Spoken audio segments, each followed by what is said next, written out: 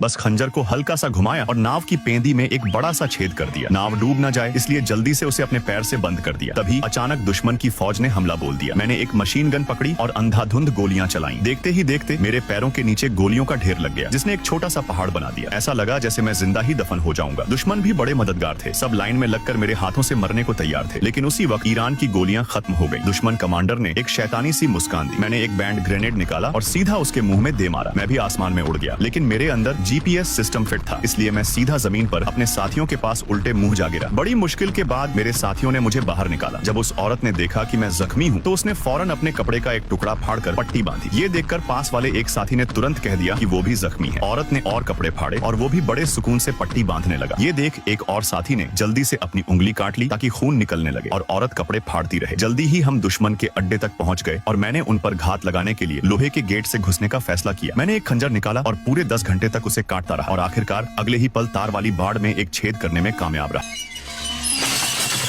फिर rocket launcher लगाने के बाद मेरे साथी ने दरवाजा खटखटाया। जैसे ही दुश्मन बाहर आया उसने जोरदार झटका दिया, लेकिन गार्ड ने उसे देख लिया। उसने सीधा दुश्मन पर फायर किया और निशाना कामयाब रहा। इस वक्त उस औरत ने भी एक स्नाइपर राइफल निकाली और दुश्मन पर निशाना लगाया,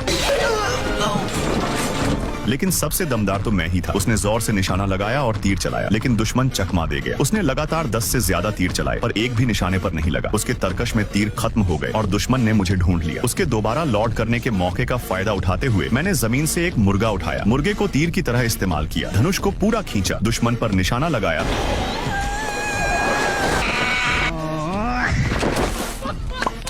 बाहर। दुश्मनों को खत्म करने के बाद हम कैदी जेल में आ गए। हमने डंडे को उठाया बस चाबियों को लेने के लिए, लेकिन गलती से उसकी आंख छू गई। फिर उसके कान को छुआ और उसके चेहरे की पूरी मसाज करने के बाद मुझे आखिरकार चाबियां मिल गईं। लेकिन जब मैंने चाबी बंधक की तरफ फेंका तो चाबी कैदी से दूर रह गई। इस वक्त कैदी भी चाबियां लेने के लिए खुद रेंगता हुआ बाहर आया, लेकिन जैसे ही दरवाजा खुला दुश्मन जाग गया। बंधक ने जल्दी से सबसे ताकतवर हथियार उठाया और एक ही वार में दुश्मन को बेहोश कर दिया, लेकिन इससे अलार्म भी बज गया। दुश्मन बाढ़ की तरह उमड़ पड़े। कैदी ग्रेनेड लॉन्चर लेकर बाहर निकला। दुश्मन ने बस उसकी तरफ देखा और एक ही गोली ने दुश्मन को मांस के टुकड़े में बदल दिया। वो इतनी जोर से दीवार पर चिपकाया कि उसे हटाया नहीं जा सका। मैंने बाकी कैदियों को बचाने के लिए इस अफरातफरी का फायदा उठाया और बेस के गाइड मैप को फॉलो करते हुए दुश्मन की मेन जगह को ढूंढ निकाला। उसने मेरा रास्ता रोक लिया। हम 10 मिनट तक एक दूसरे पर निशाना लगाते रहे, लेकिन किसी ने एक दूसरे को मारा नहीं। इससे मुझे इतना गुस्सा आया कि मैंने चुपके से चीट कोट लगा दिया और अंधाधुंध फायरिंग करने लगा। दुश्मनों को गिरते हुए देखा और कुछ ही देर में लाशों के पहाड़ लग गए। फिर गोलियां खत्म हो गईं। लापरवाही से मुट्ठी भर शेल्ट के खोल उठाए और उन्हें दुश्मनों पर फेंक दिया। आखिरकार मैं दुश्मन के मेन अड्डे तक पहुंचने में कामयाब हो गया।